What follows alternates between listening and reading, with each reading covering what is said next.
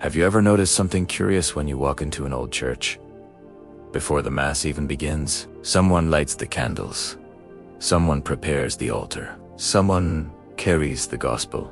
Someone serves quietly in the background. And then, one man steps forward to speak the words that turn bread into the body of Christ. Different roles, different garments, different responsibilities, yet all serving the same Lord. It almost feels like a hidden order, a sacred structure, a ladder you don't immediately see. But here's the question most people never ask.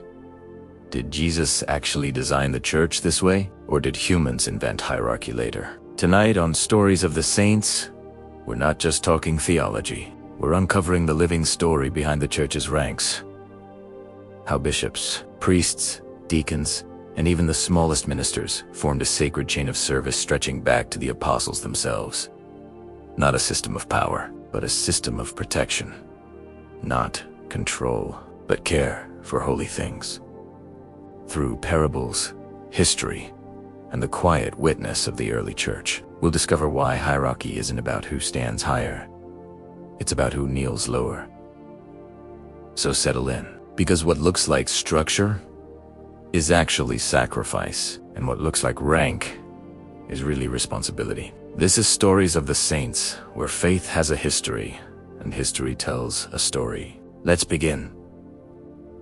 Before there were cathedrals, before councils, before even the word church was spoken across empires, there was order. The sun did not rise by accident. The stars did not wander without pattern. Even the angels, Scripture tells us, stand in ranks.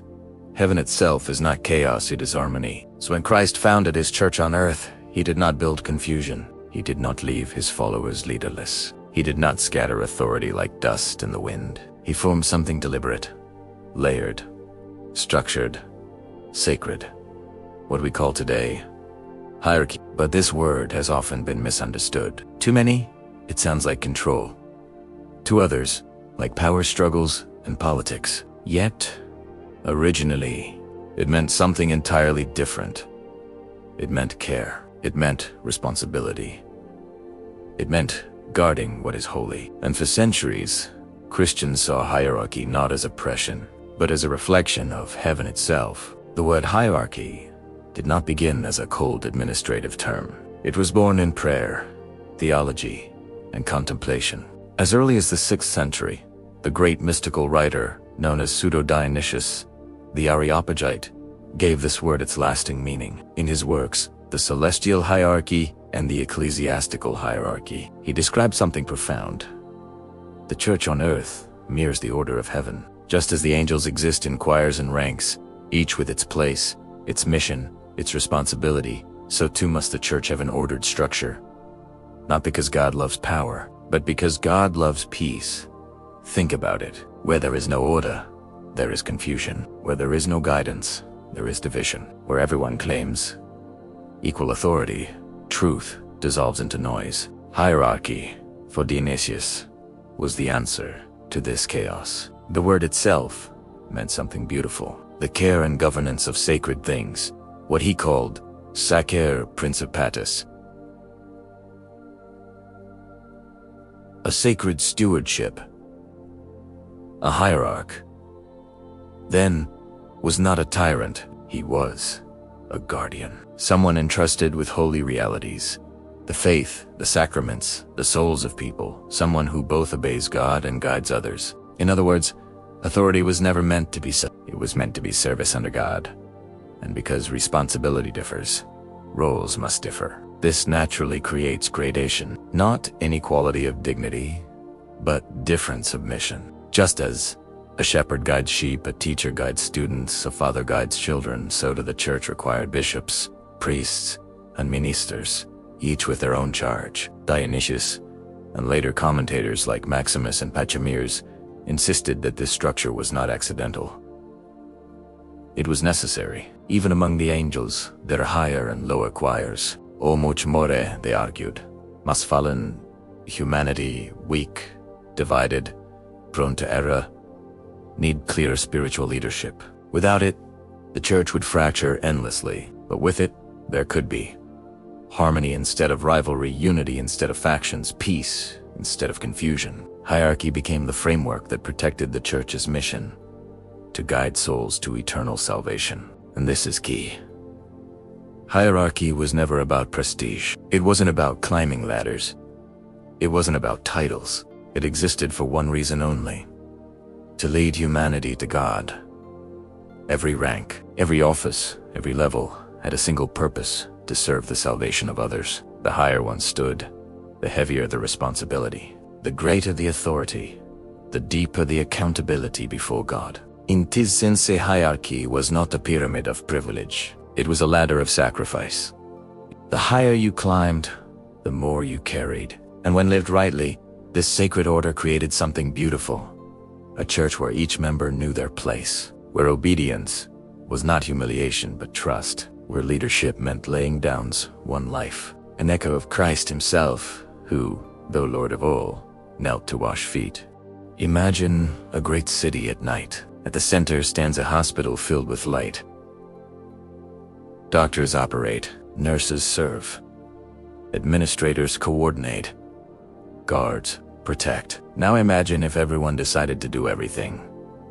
Patients would suffer, confusion would reign. Good intentions would collapse into chaos. Order does not limit life.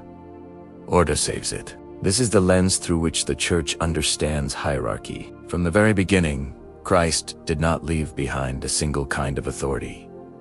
He left two, because humanity needs two things to reach heaven: grace, guidance. Grace heals the soul.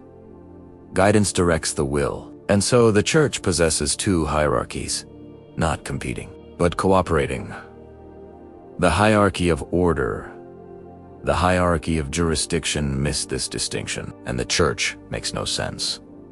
Understand it and suddenly everything becomes clear. Picture Christ standing among his disciples. In one hand, he holds bread. In the other, keys. The bread becomes his body, the Eucharist. The keys open the kingdom, authority and governance. To some, he gives the power to touch the bread. To others, he gives the power to use the keys. Never randomly, never universally. Always deliberately. Because touching heaven requires reverence, and guiding souls requires responsibility. The hierarchy of order exists for one breathtaking reason: to handle the real body of Christ. Not symbolically, not metaphorically, but truly. This power is not given to everyone. Why? Because sacraments are not personal property. They are divine gifts entrusted to stewards through holy orders. Certain men are configured to Christ in a unique way. To offer the Eucharist, to absolve sins, to consecrate, to bless publicly. This authority does not come from popularity or talent. It comes from sacrament. And here is the sobering truth. This power is always valid, but it is not always lawful to exercise. Which leads us to the second hierarchy. If the hierarchy of order touches Christ's real body, the hierarchy of jurisdiction governs his mystical body. The church, because souls need direction, someone must teach clearly, judge fairly, correct, lovingly govern wisely. Christ did not leave this to improvisation. He established a visible society, not an invisible idea. And a society requires laws, judges, disciplined administration. This is why the church possesses legislative power to make laws, judicial power to interpret them, coercive power to enforce them, administrative power to organize worship, not to dominate, but to protect unity and truth. Here is where many misunderstand the church. Teaching is not just speaking. Teaching is binding consent. When the church teaches officially, it does not offer opinions. It demands belief. That power cannot float freely. That is why no one teaches without authorization. No one teaches in the church on their own authority. Even holiness does not grant permission. Mission does. This is why the church insists on missio canonica ascending, because truth must be protected from distortion, even by the well-intended. Here is the quiet genius of Christ's design. Order without jurisdiction becomes chaos. Jurisdiction without order becomes empty control, but together, They create a living body. Grace flows. Truth stands firm. Souls are guided. Hierarchy is not a ladder to climb. It is a framework to carry weight. If hierarchy ever feels uncomfortable, ask why. Is it because it is unjust, or because it asks something of you? The church was never meant to flatter us. It was meant to save us, and salvation requires obedience before understanding, trust before clarity, humility before vision. Hierarchy, when lived rightly, is not the enemy of holiness. It is its guardian. Let me begin with a picture. Imagine walking into an ancient cathedral before sunrise. Candles flicker. Footsteps echo. Some prepare the altar. Some carry the books. Some guard the doors. One proclaims the word. Another serves at the altar. And finally, one stands at the center and whispers the words that turn bread into heaven. Everyone is different, yet everyone serves the same mystery. No one is unnecessary. No one replaces another. This is hierarchy. Not ambition, not power, but ordered service. And the church did not invent this structure randomly. It grew from something Christ himself planted. At the Council of Trent, the church made something very clear, not as an opinion, but as a solemn declaration. 3 levels of ministry come directly from divine institution, not tradition alone, not later organization, but from Christ's own design. These are bishops, priests, deacons. These 3 form the heart of the hierarchy of order. Think of them as the foundation stones. If the church were a living body, the bishop is the shepherd and guardian, the priest is the healer and provider, the deacon is the servant and bridge. Without them, sacramental life collapses. Without them, the Eucharist disappears. Without them, the church loses her visible shape. This is not a system men voted into existence. It is something heaven itself established. As Christianity spread, practical needs grew. More believers, more liturgies, more charity, more order required. And slowly, gently, new roles appeared. Not because Christ failed to plan, but because living communities need helpers. So the church added ecclesiastical orders, subdeacons, acolytes, exorcists, lectors, porters. These were not divine commands. They were wise solutions. Think of it like a hospital. The surgeon is essential, but without nurses, assistants, and attendants, the work collapses. These smaller roles protected the sacred. They prepared the way. They served the servants. In the early church, something unexpected happened. Some communities refused to have more than 7 deacons. Why? Because in Jerusalem, the apostles had appointed exactly 7, Acts 6. They wanted to imitate the Bible perfectly. But here's the problem. The church kept growing. 7 were not enough. So, instead of breaking apostolic custom, they created a new helper role. The subdeacon, a beautiful solution. Respect, tradition. Solve the problem. Serve better. It shows something important. Hierarchy is not rigid stone. It is Lebenwood, growing, adapting, while keeping its roots. Here we must be honest and precise. The early church had deaconesses, consecrated widows, virgins. They served heroically. They prayed, cared for the sick, helped baptize women, practiced charity and hospitality. But they were not part of the hierarchy of order. They did not serve at the altar or exercise sacramental ministry. Another surprise, even abbots, leaders of monasteries, are not a separate order. If they confer minor orders, it's not because they possess special sacramental power. It's because the church gives them permission. Authority in the church always flows from mission, not personality, not talent, not charisma, but being sent. At first glance, the church's structure can feel overwhelming. Tonsha, minor orders, major orders, bishops, priests, Eastern practices, Western practices. But when we slow down, a fascinating and deeply human story begins to emerge. A story of clarity replacing confusion, service replacing status, and sacred responsibility taking shape over centuries. Let's begin with tonsure, that small but symbol rich, right where man's hair was cut as a sign of consecration. For a long time, some thought tonsure itself was an order. But the church eventually spoke clearly. Tonsure is not an order at all.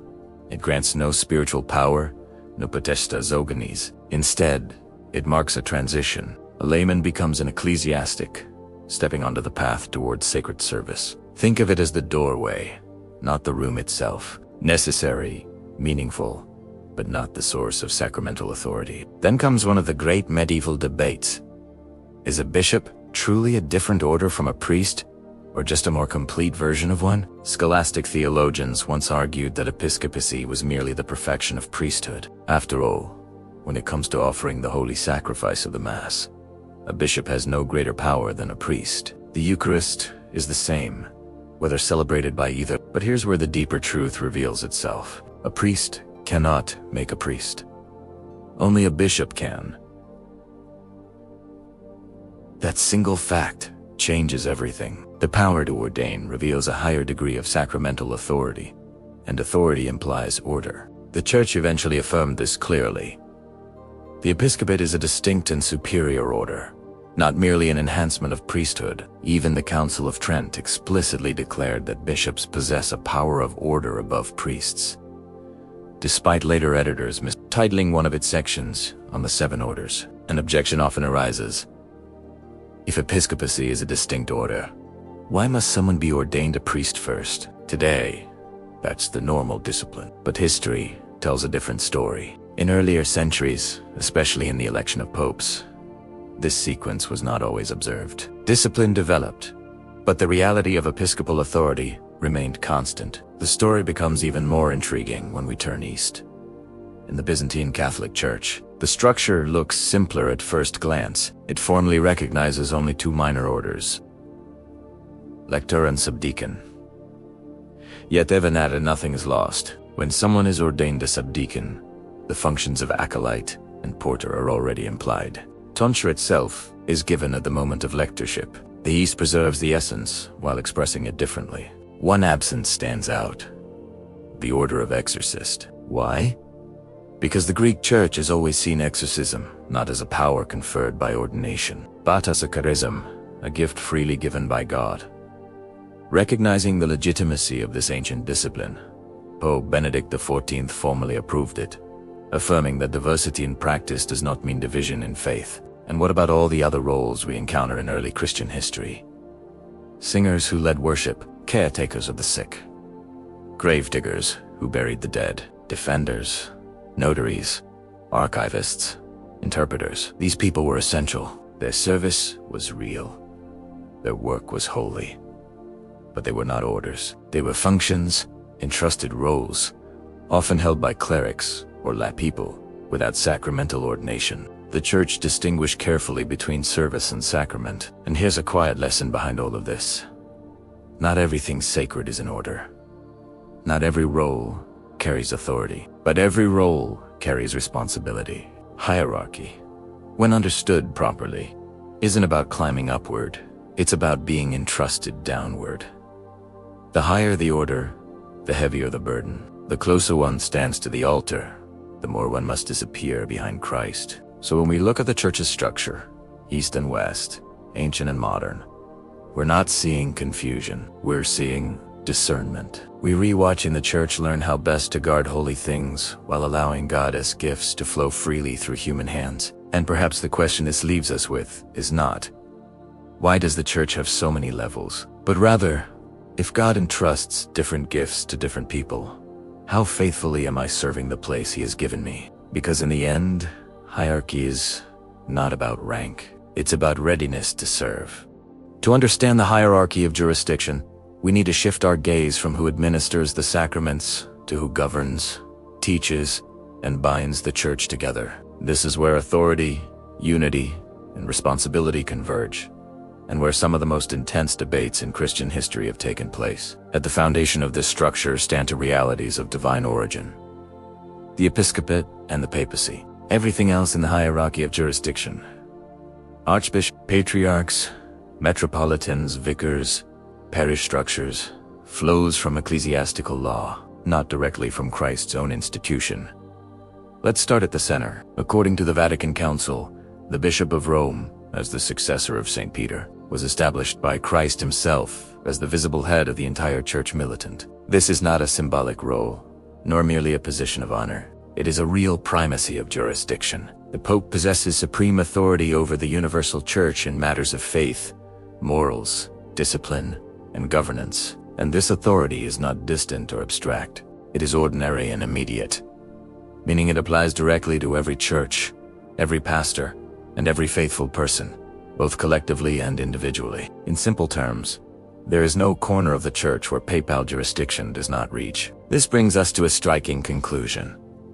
The government of the church is strictly monarchical. That word often unsettles modern ears, but in the church's understanding, monarchy does not mean tyranny or isolation. It means one visible principle of unity, one final authority who safeguards communion, doctrine, and discipline. Without such a center, the church would fracture into competing voices, regional truths, and conflicting obediences. Yet this monarchy does not erase the authority of bishops. Bishops are the true successors of the apostles. They possess genuine, ordinary power in their own diocese, not as mere representatives or delegates of the Pope, but as shepherds in their own right. This point is crucial. The Pope is obliged to establish bishops who truly govern, not men who simply act as his agents. The Church rejected the medieval theory that reduced bishops to papal vicars with borrowed authority. At the same time, bishops do not inherit certain personal prerogatives of the apostles, such as universal jurisdiction. Those belong uniquely to Peter and his successors. The apostles shared authority. Peter held primacy. That pattern, the church teaches, continues. History, however, is filled with challenges to this structure. In the 15th century, the councils of Constance and Bâle advanced a theory that placed an ecumenical council above the Pope, making him subject to its authority. Later came Gallicanism, which tried to limit papal power by appealing to ancient canons and requiring the Church's consent before papal decisions could become irrevocable. Then Fabernianism argued that Rome had unjustly taken powers that properly belonged to bishops and should give them back. All these theories, though influential in their time, were ultimately rejected. Why? Because they fractured the Church's constitutional logic. They replaced unity with negotiation, authority with consent, and primacy with balance of power politics. The Church reaffirmed that, while an ecumenical council does possess supreme authority, it cannot be ecumenical without the Pope. Peter is not above the Church, but he is not beneath it either. He stands within it, as its visible head. Even more radical was a theory that claimed parish priests were of divine institution, supposedly as successors of the 72 disciples sent out by Christ. This view surfaced among some medieval theologians, later revived by Jansenists and certain canonies, but it, too, was set aside. While parish priests exercise real authority, their office arises from ecclesiastical, not divine, institution. And here lies the deeper lesson. The Church's hierarchy of jurisdiction is not a ladder of ambition. It is a framework of service ordered toward unity. Divine institution marks what cannot be altered. Ecclesiastical institution provides flexibility for history, culture, and pastoral need. Together, they form a living structure, firm at its core, adaptable at its edges. Perhaps the most important question this raises for us is not theological, but personal. Do we see authority as something to resist, or as something meant to guard truth, protect unity, and serve salvation? Because in the Church, jurisdiction is never about domination. It is about responsibility before God, and about ensuring that, across centuries and continents, the faith remains one. To really grasp the hierarchy of jurisdiction in the Western Catholic Church, imagine the Church not as a flat organization, but as a living body, carefully ordered, layered with responsibility, and held together by a visible center of unity. Every rank exists not for prestige, but to ensure that faith, discipline, and communion flow without confusion from the universal church down to the smallest local community. At the summit stands the Pope. By virtue of his primacy, Supreme authority over the whole church belongs to him alone. Yet within Ari, something fascinating appears. The Pope does not hold just one title, but several, each revealing a different dimension of his role. He is Bishop of Rome, Metropolitan of the Roman province, Primate of Italy, Patriarch of the West, and Pastor of the Universal Church. These are not ornamental labels. They show how universal authority is anchored in a concrete, local episcopal office. The Pope governs the whole church, precisely because he first shepherds a particular church. Immediately after him come the cardinals, who hold second place in the actual discipline of the church. Their role is deeply strategic. They are the Pope's principal advisors in matters affecting the universal church, and they exercise jurisdiction within the Roman Curia, the congregations, tribunals, and offices that assist the Pope in governing a global communion. In this way, the Church balances supreme authority with consultation, expertise, and shared responsibility, without weakening unity at the top. Next appear the patriarchs, whose dignity reaches back to the earliest centuries of Christianity. The councils of Nicaea, Constantinople, and Chalcedon recognize certain bishops as holding jurisdiction superior to that of archbishops within vast territories called patriarchates. In the West, this dignity belongs to the Bishop of Rome. In the East, to Alexandria, Antioch, Jerusalem, and Constantinople. History, however, reshaped this ancient order. The rise of Islam and the Greek schism gradually severed communion between Rome and the Eastern Patriarchates. During the Crusades, Latin Patriarchates were re-established, though after the fall of Constantinople in 1453. Most survived only as titular sees, with patriarchs residing in Rome. One notable exception remains. Since 1847, the Latin Patriarch of Jerusalem once again resides in the Holy City. Alongside these ancient or greater patriarchs exist several minor patriarchs in the Latin Rite. Their titles are largely honorary, yet they preserve historical memory and regional identity. Among them are the Patriarchs of Venice, the West Indies, the East Indies, Goa, and Lisbon. Other patriarchates, such as Aquileia, have disappeared entirely, reminding us that ecclesiastical structures, though sacred in purpose, are shaped by history. Descending further, we encounter the primates. In the West, this dignity roughly corresponds to that of exarch in the East, with one notable exception.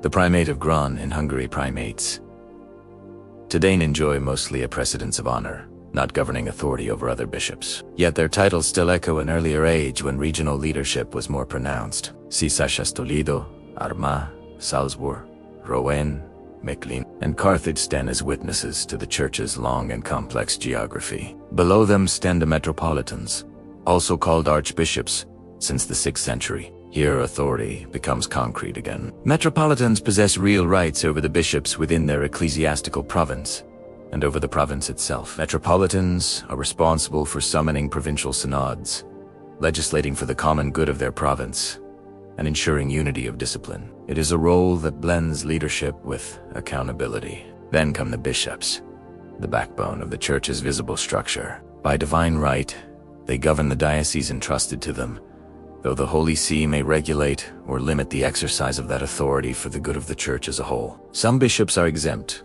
meaning they report directly to Rome rather than to a metropolitan. Others bear the title of titular bishops, successors in name to ancient dioceses that no longer exist. Though they hold no territorial jurisdiction, they often serve as auxiliary or coadjutor bishops, sharing in the apostolic ministry without ruling a diocese of their own. History even records transitional forms, such as the chorepiscopi auxiliary bishops in the early Middle Ages, who assisted diocesan bishops, substituted for them when sees were vacant. Their disappearance by the 9th century again shows how ecclesiastical offices evolve as pastoral needs change. After bishops come the prelati nullius, a group often misunderstood. These prelates exercise episcopal authority over territories that belong to no diocese, independent ecclesiastical jurisdictions carved out for historical or pastoral reasons. They must be carefully distinguished from prelates, whose authority overlaps with an existing deity, and from superiors of exempt religious communities,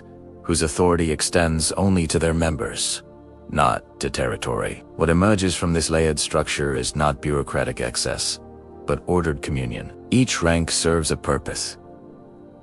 Each authority has limits, and every level exists to guide souls, safeguard unity, and transmit the faith intact across centuries and continents. The deeper question for us is this: can unity on a global scale exist without visible order? The Catholic Church answers not with theory, but with history, a hierarchy that has endured wars, schisms, empires, and revolutions, yet still holds together a worldwide communion under one faith, one sacramental life, and one visible center. And that endurance may be the most compelling testimony of all.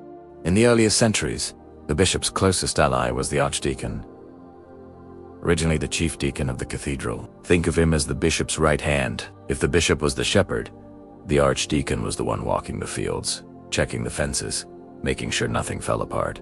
Over time, as Christianity spread and dioceses grew too large for one man to oversee personally, territories were divided into archdeaconries. Each archdeacon supervised clergy, inspected churches, enforced discipline, and even exercised real judicial authority. In many places, they became powerful figures, almost mini governors within the diocese. But here's the twist: power, even in the church, can grow too strong or too independent. By the time of the Council of Trent, 1547 to 1565, their authority had become excessive and sometimes problematic. The council reduced their powers, and gradually the office faded away. History quietly turned the page. In their place arose a new figure, one that still exists today. Enter the Vicar General. If the archdeacon was the bishop's right hand in the Middle Ages, the Vicar General is his voice and authority now. Dating back to the 13th century, this office gives one trusted priest the power to act in the bishop's name across the whole diocese. He signs documents, governs clergy, handles legal matters, and ensures the bishop's policies are carried out. In a very real sense, when the bishop cannot be everywhere, the Vicar General becomes his presence. But even the bishop and Vicar General do not rule alone. Surrounding them is something older still, the cathedral chapter, made up of canons. These are not merely honorary titles. Traditionally, they form the bishop's council, his circle of advisors. In certain important matters, he cannot act without their consent. It's a quiet reminder that church governance is not dictatorship but ordered collaboration. And when a bishop dies, or a see becomes vacant, the chapter steps forward and elects a vicar capitular, a temporary administrator who keeps the diocese steady until a new bishop arrives. No chaos, no vacuum. The church always prepares for continuity, because souls cannot wait for leadership. As Christianity spread even further into towns and countryside, new needs arose. Bishops couldn't personally supervise every village. So after the 9th century, we meet another group: archpriests or deans. Their task? Local oversight. They monitored clergy and laity within districts, ensured church property was respected, and enforced discipline. Imagine them as regional shepherds under the bishop, keeping daily life in order. And finally, we reach the place where most believers actually encounter the church. Parish. At the head stands the pastor, the parochi. This is the face people know, the one who baptizes their children, hears their confessions, blesses their marriages, buries their dead. He holds ordinary jurisdiction, meaning real pastoral authority over his people. Where parishes haven't been formally erected, a rector may serve instead. His authority is delegated rather than ordinary, but to the faithful, the difference is invisible. He still teaches, sanctifies, and shepherds. So, from pope, to bishop, to vicar general, to dean, to pastor, the care of souls flows downward like a river. But what about the pope himself? How does he reach across continents? How does Rome stay connected to Africa, Asia, Europe, the Americas? The answer is another fascinating layer. Papal legates. These are the Pope's living representatives, and they come in three kinds. First, legati nati, bishops of certain historic sees like Canterbury, who once automatically represented the Holy See. Today, this role is mostly honorary, a memory of past privileges. Second, legati latir, usually cardinals sent on special, extraordinary missions. Think of them as papal envoys dispatched for urgent or delicate matters. And third, The most familiar today none shows. Apostolic. These are the Pope's permanent ambassadors to nations. They serve two worlds at once. The Church and civil governments. They represent the Holy See diplomatically, while also overseeing church matters locally. When they serve only the Church and not the state, they're called apostolic delegates. So even here, the Pope's authority isn't abstract. It travels. It speaks. It meets leaders face to face. The more you look at this structure, the more something becomes clear. This isn't bureaucracy for its own sake. It's pastoral strategy. Every level exists for one reason, so that no believer anywhere in the world is forgotten. A child in a village, a family in a city, a priest in a remote parish, a bishop overwhelmed by responsibility. Each one is supported by a chain of care stretching all the way back to Rome. And maybe that's the most beautiful part of all. The Church isn't just built on saints and martyrs. It's also built on quiet administrators, faithful assistants, unseen counselors, people whose names history forgets, but whose work keeps the body of Christ alive every day. A hidden hierarchy, a living network, a structure not of power, but of service. Imagine the Church as a great tree in cities and ancient lands. The trunk is strong and visible. Bishops, dioceses, cathedrals, parishes, all firmly planted. But what happens at the edges of the world, where the tree is still growing? What happens where there are no dioceses yet?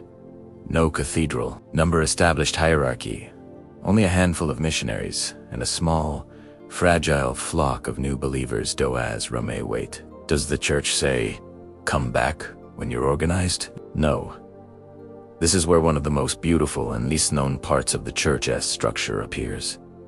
The missionary hierarchy, because even in the most distant places, the Pope still sends shepherds. In lands where the Church is not yet fully established, what we call mission countries, the normal diocesan system doesn't exist. There may be no bishopric, no stable parishes, sometimes not even churches, but souls still need care. So the Pope, personally, steps in. Instead of erecting a diocese too soon, he appoints a vicar apostolic. Think of a vicar apostolic as a bishop on the frontier. Usually, he is made a titular bishop, meaning he bears the title of an ancient or extinct diocese.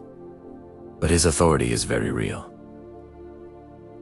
His rights closely resemble those of a normal bishop. He confirms, ordains, governs clergy, organizes missions, and builds the Church from the ground up. The only difference, he governs in the Pope's name, not as head of a permanent diocese. It's temporary, but powerful, like a shepherd pitching a tent before the village becomes a city. And beneath him, more helpers appear. There are prefects, apostolic. If the mission is still too small, even for a bishop, a prefect is appointed. Often a priest rather than a bishop. He governs the territory, organizes missionaries, and oversees the faithful. Sometimes he answers to a vicar apostolic, sometimes he reports directly to Rome. It's practical, flexible, missionary, because structure must serve growth, not slow it. Then there is a fascinating third group. Missionaries, apostolic. These are not ordinary missionaries sent by a local superior. They receive their authority directly from the Holy See itself. Imagine that, sent straight from Rome, carrying powers that come immediately from the Pope. It's like being commissioned personally. And if a vicar or prefect has no assistant ready to succeed him, the Church plans ahead. He must appoint a provicar or proprefect, someone ready to step in immediately if needed. No mission is left leaderless. No flock is abandoned. Even on the frontier, order remains, because the Church never gambles with souls. Now shift your eyes eastward. What about the Eastern Catholic churches? Do they follow the same system? Mostly yes, but with beautiful differences that reflect their ancient traditions. Rome governs these churches through a special office, the Congregation for the Affairs of the Eastern Rites, dedicated entirely to their needs, liturgies, and disciplines. The Holy See also sends apostolic delegates to maintain unity and guidance. And while many Eastern churches keep the ancient patriarchal system, not all patriarchs have identical authority. Some enjoy great autonomy. Others remain more directly subject to papal representatives. Unity, but with diversity. One faith, many expressions. Then comes one of the most fascinating examples, the Maronite Church. Here, the structure feels almost like stepping back into early Christianity. The bishop is surrounded by uniquely titled helpers, whose roles sound ancient and almost biblical. There's the archdeacon, who also acts as vicar general, assisting the bishop closely, though without direct authority over priests. There's the conomus, a guardian of church property and finances, making sure the material goods of the church are wisely managed. Think of him as a steward protecting the mission's resources. Then comes the Piraduta, also called the Bart. This figure travels throughout the diocese, inspecting churches, supervising clergy, ensuring discipline. He can even consecrate baptisteries, churches, and altars. With the patriarch's consent, he may administer confirmation. He's like a roaming guardian of sacred spaces. And then there's a title that sounds straight out of the early centuries. Chorepiscopos, literally country bishop. He resembles the bardet, but can also confer minor orders. In places with many clergy, the bishop may appoint one to help carry the load. In the cathedral city, he's known as the archipresbyter. What's beautiful is this: these aren't random offices. They are conferred through rites that resemble ordination. Even their service feels sacred, because governance in the church isn't just administration. It's ministry. It's spiritual fatherhood. Step back and look at the whole picture. In Rome, cardinals and bishops. In established dioceses, pastors and chapters. In mission lands, vicars, prefects, and missionaries. In the East, patriarchs, chorepiscopi, and ancient titles still alive. Different names, different customs. Same purpose: to make sure that no matter where you live on earth, Hungalbi Yahit, desert town, crowded city, or ancient monastery, the church reaches you. Like water finding every crack in dry soil. That's the genius of the hierarchy. It's not about rank, it's about presence. Not power, but care. Because whether through a grand cathedral bishop or a lone missionary priest with a wooden cross in a remote land, Christ still sends shepherds, and the church keeps growing quietly, patiently, faithfully, until every corner of the world hears the gospel. When we think of the hierarchy of the church, most people immediately picture the Catholic structure: cardinals, bishops, priests. But did you know that the Anglican Church mirrors much of this structure, yet with fascinating differences shaped by history, politics, and the English Reformation? At the foundation of the Anglican Church are its three grades of divine institution: the episcopate, the priesthood, and the diocese. These are the same core spiritual offices that govern the administration of sacraments, guide the faithful, and maintain the Church's sacred mission. In essence, this hierarchy ensures that the Anglican Church can provide pastoral care, celebrate worship, and oversee religious life in an organized, structured way. But beyond spiritual order comes jurisdiction, the authority to govern, legislate, and oversee the church. At the top of this structure are the archbishops, some of whom hold the title of primate. These archbishops preside over entire ecclesiastical provinces, and they have the power to convene provincial synods or gatherings of bishops and clergy to make decisions about doctrine, administration, and discipline. This mirrors the Catholic Church, but with its own uniquely Anglican flavor. Within each diocese, the bishop remains the central figure, ruling with the help of a chancellor or vicar general. In larger dioceses, suffragan bishops, auxiliary bishops assist the diocesan bishop, ensuring that no parish or priest is left without guidance. Cathedral chapters and deans also survive, though today they mostly serve ceremonial or advisory roles rather than active administrative governance. Local clergy, including archdeacons, deans, and pastors, continue to shepherd the faithful in their parishes, echoing centuries of tradition. But this is just the tip of the iceberg. We've only scratched the surface of how hierarchy shapes the church, how history shaped its evolution, and how the lessons of the past can guide our understanding of faith in the modern world. If you found this journey through the ranks of the church, I imagine what you'll discover in our other stories, where we uncover the mysteries of saints, the truths behind church traditions, and the hidden lessons of Christian history. So don't stop here. Subscribe to Stories of the Saints. Hit the notification bell and join our growing family of curious minds who love diving deep into the fascinating stories of faith. Trust me, you won't want to miss what is coming next. Because every story has a lesson, every hierarchy has a purpose, and every saint has something to teach us about living a life of devotion today.